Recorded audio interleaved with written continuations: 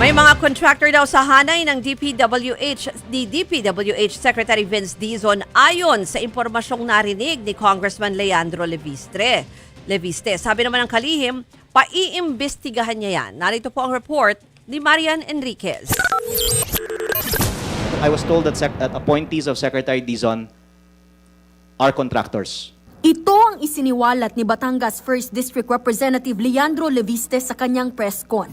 Aniya, narinig niyang may mga contractor sa team ni DPWH Secretary Vince Dizon. May mga appointee pa raw si Dizon sa DPWH na kontratista pero walang pinangalanan si Leviste. Hamon niya sa kalihim. I heard that Secretary Dizon and his team have connections with contractors.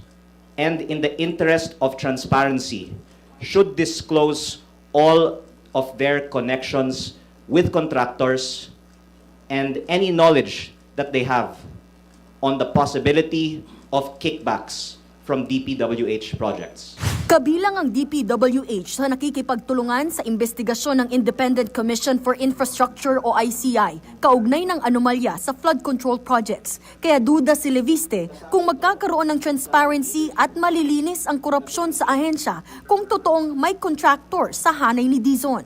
Sa gitna nga ng press con ni Leviste, nakatanggap siya ng tawag mula raw sa opisina ni Secretary Dizon. I really don't know who's the contractor in your team, but if you can ask them and come clean to the public, then that would, I think, be a sign that there's real change now in DPWH.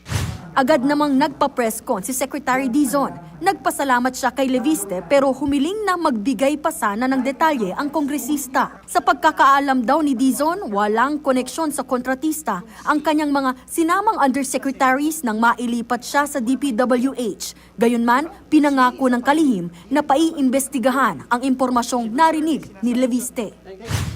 Tatanggalin ko po yung taong yon immediately. At kung kinakailangan, kakasuhan ko pa yung taong yon.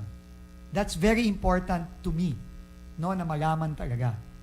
No, kung sino yan, kung ano ang circumstances nung narinig niya, importante sa akin yan. No, and I will look forward to having a conversation with Congressman Leviste on that. No, so very clear, no. Hindi ko papalampasin yan kahit. Nagbabalita mula sa Frontline, Marian Enriquez, News 5.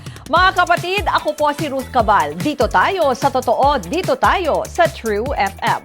Mag-follow at mag-subscribe din po kayo sa aming social media accounts at True Network PH. Diyan po yan sa aming X na dating Twitter, sa FB, sa Instagram, sa YouTube, sa TikTok at sa mga podcast. At syempre, tutok din po kayo sa Signal True TV Channel 19.